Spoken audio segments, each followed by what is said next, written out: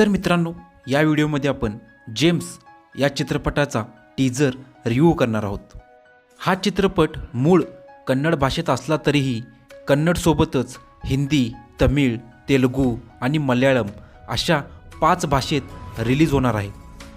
या चित्रपटात power star Puneet राजकुमार हे मुख्य भूमिकेत आहेत। हा पुनीत राजकुमार यांचा शेवटचा चित्रपट असणार आहे।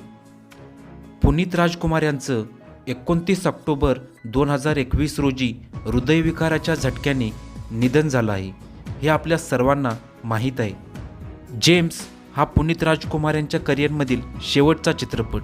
हा चित्रपट 17 मार्च 2022 म्हणजेच पुनीत राजकुमार यांच्या जयंतीनिमित्त रिलीज करणार आहेत। टीजर पाहून आपल्याला लक्षात येतं की हा एक ॲक्शन चित्रपट आहे। पुनीत राजकुमार यांच्या मृत्यूनंतर कर्नाटक सरकारने त्यांना कर्नाटक रत्न या पुरस्काराने सन्मानित केलं आहे।